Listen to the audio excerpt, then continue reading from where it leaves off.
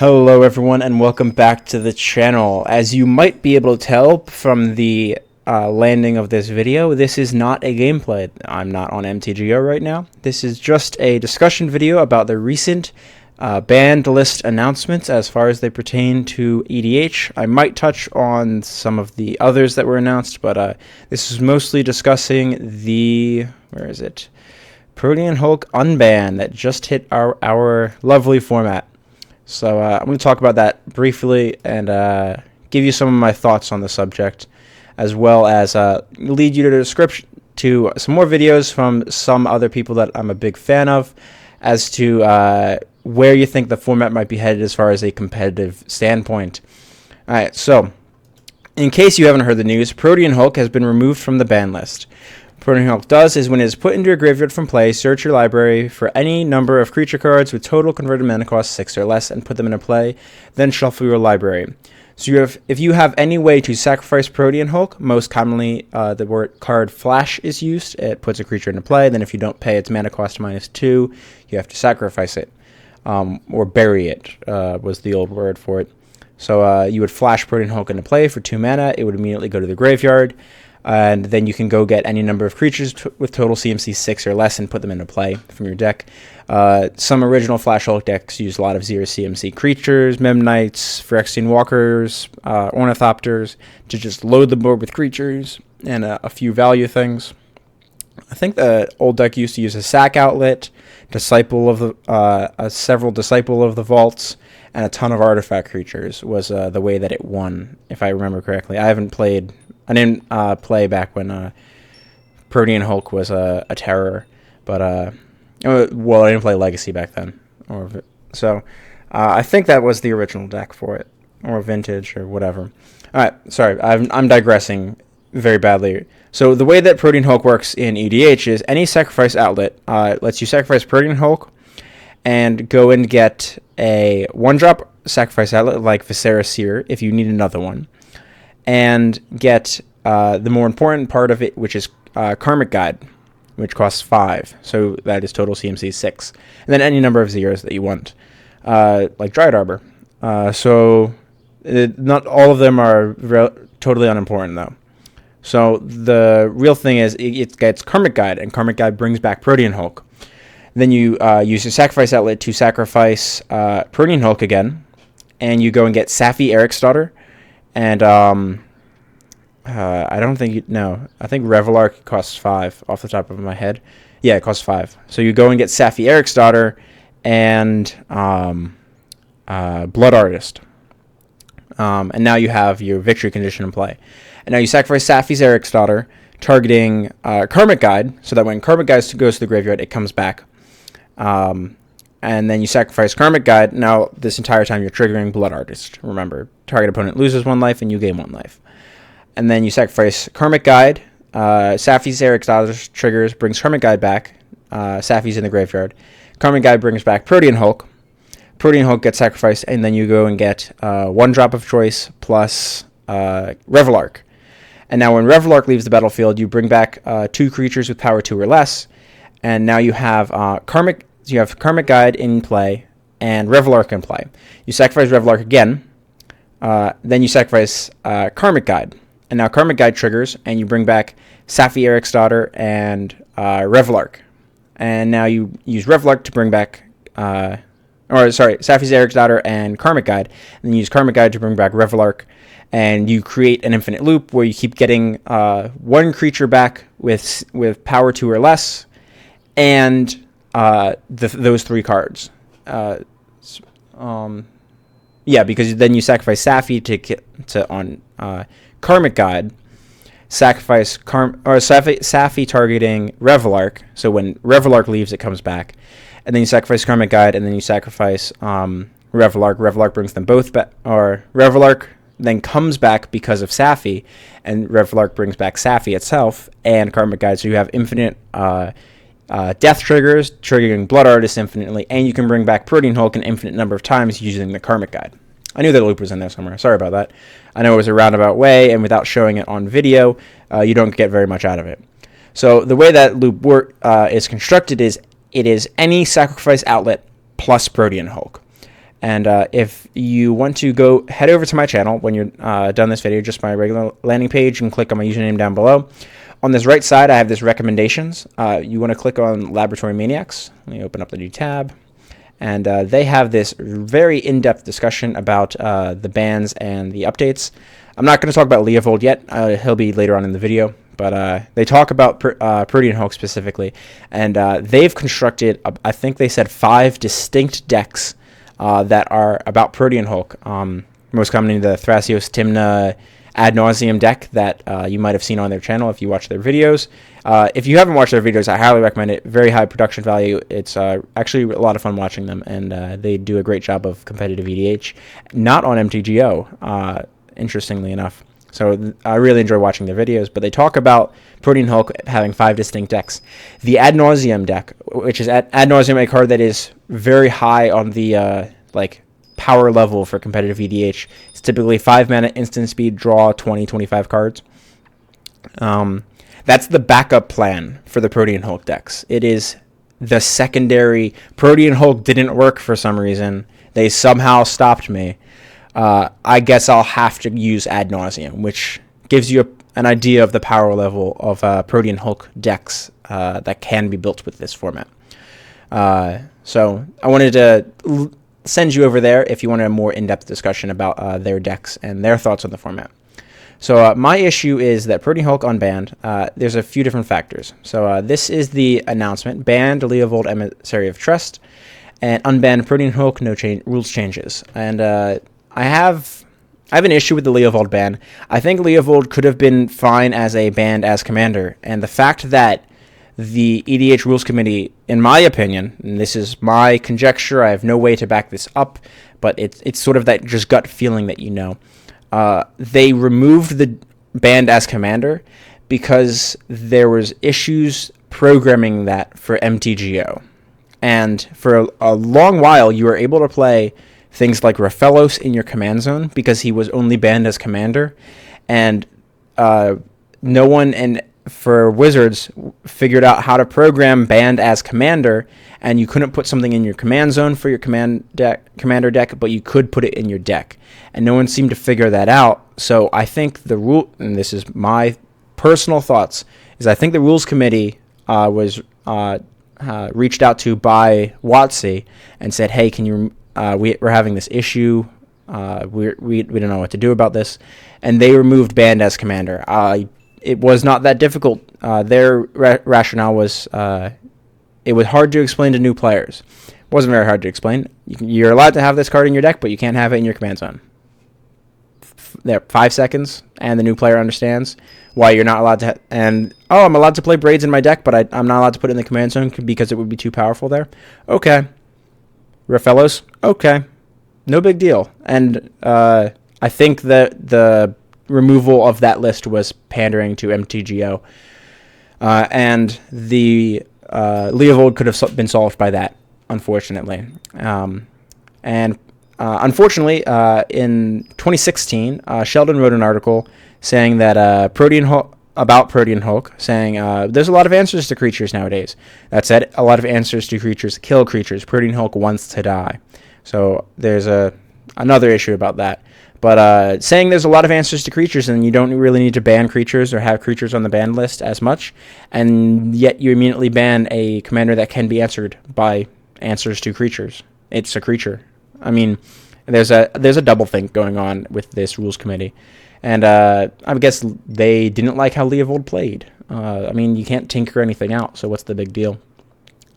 Honestly, I didn't mind Leovold decks. They gave an interesting element to the game. If I was playing Maren, I was happy to have a Leovold player because I can typically mind twist everyone, and then Leovold doesn't get as many good wheels either. When Windfall is still just 3 cards for them because nobody else gets cards either or has cards in their hand. All right, they draw 3. Wow, good for them. They're still trapped under my stacks effects, so I'm not really worried. So that's a little bit of Leovold. Sorry about that.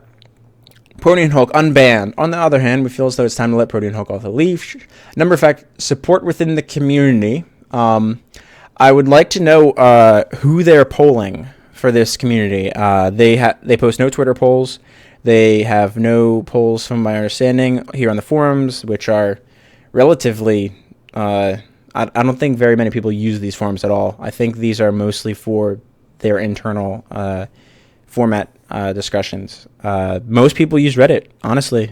Most people are on EDH subreddit. Most people are on MTG Salvation forums. That's where deck lists don't get posted here on MTG Commander forums. Salvation has a better forum. So, and that said, Reddit has a very good forum as well, although it's less organized.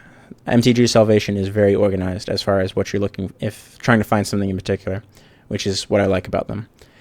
So I'd like to know where the community support they've been hearing about has been tilting towards Protean Hulk. I find inside the rules committee, we're learning that direction, leaning that direction for a while, but didn't have enough consensus. All right. Once again, where is that consensus coming from?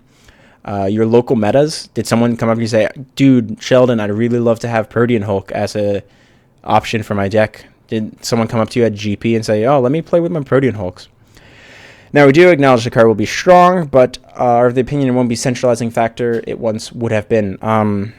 If someone would like to buy me a plane ticket to go to Sheldon's store and like a hotel stay, I will go and play Sheldon with Protean Hulk decks all night long. I'll just join his games, say, oh, can I play?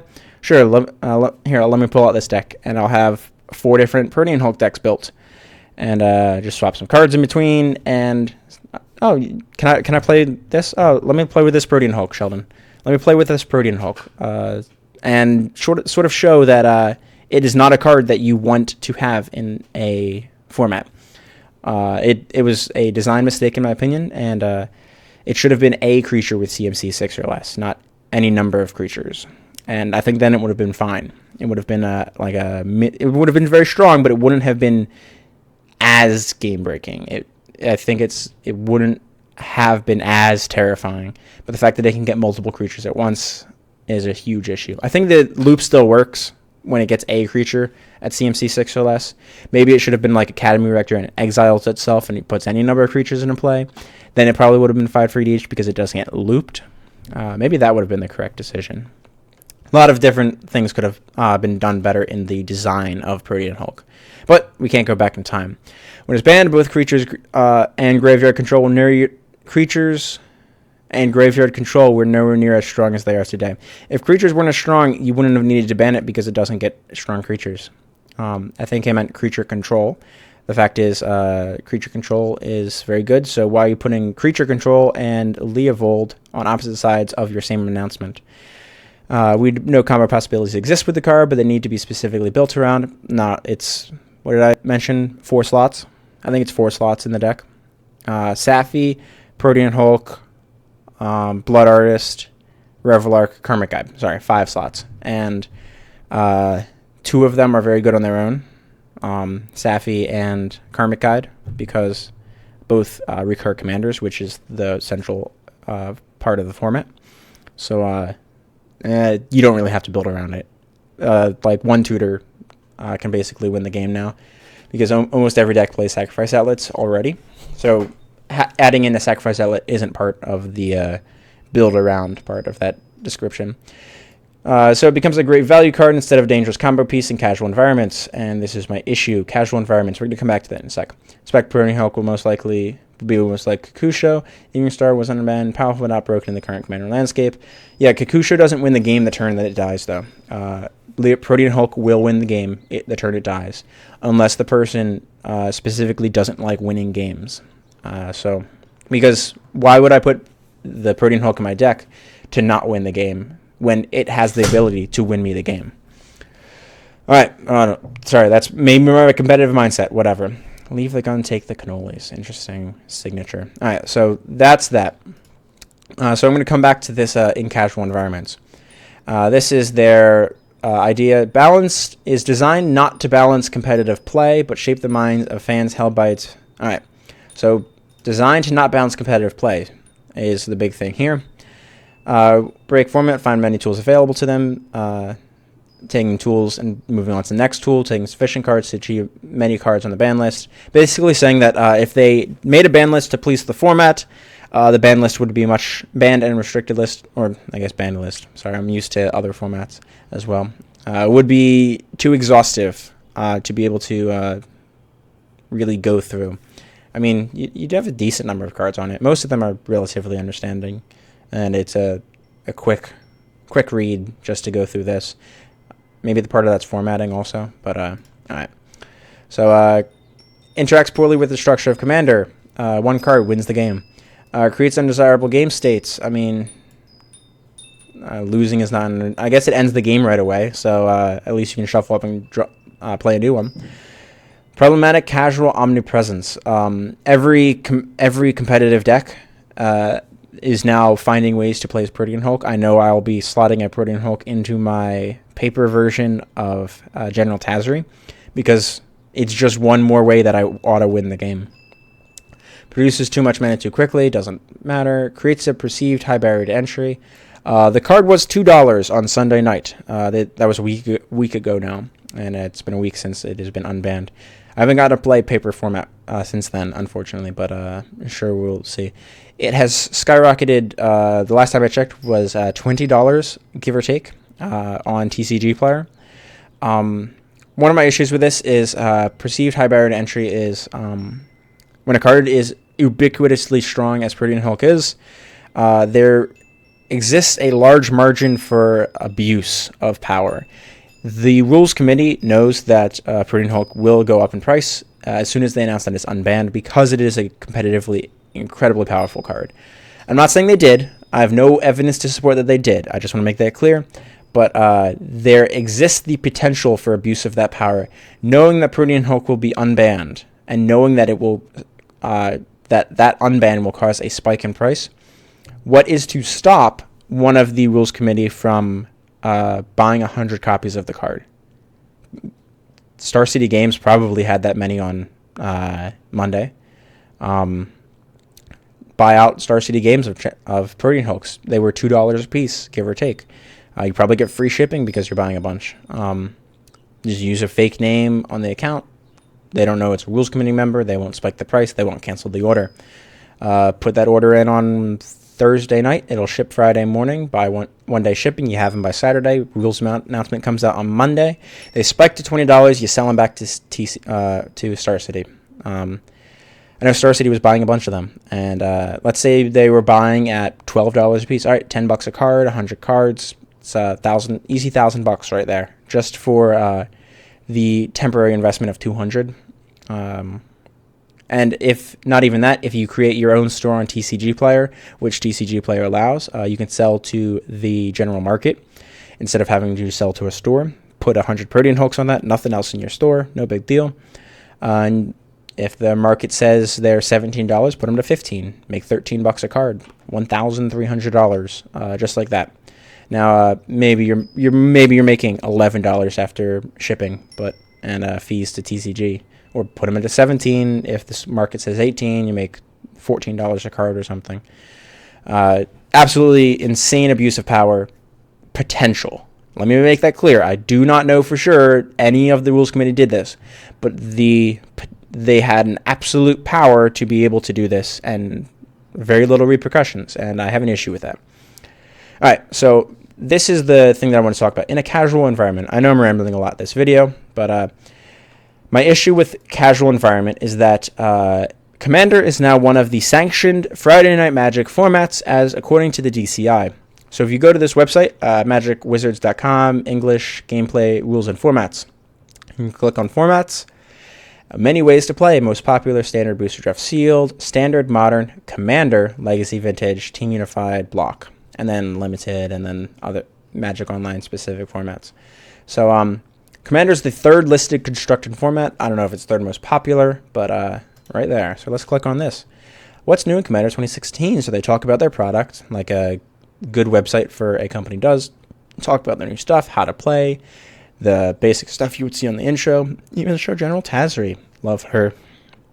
Color identity, explain sort of the concept of the format, and plug some products. All right, I can definitely support how to build your deck and the banned list. And they still have Protean Hulk on here.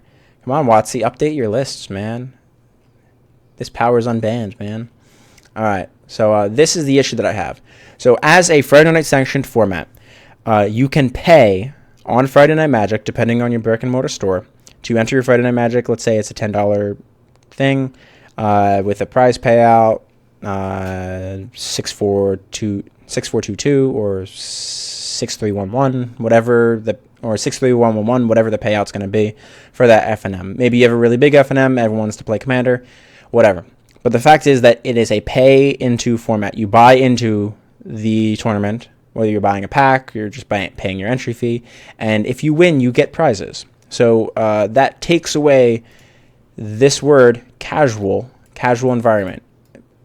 When a format is DCI sanctioned, it is no longer a casual format.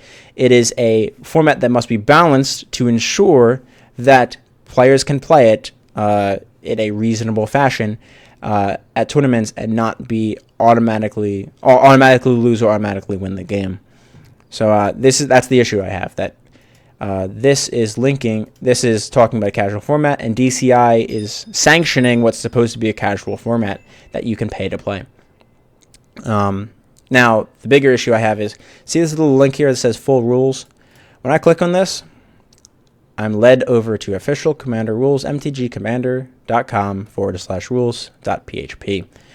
And because of this interaction between the DCI and a format that they have explicitly stated is to be casual, let me go to this. The ban list is for players who are looking for the traditional commander experience when they're not interacting with their local social groups. I'm guessing that means that they're shops.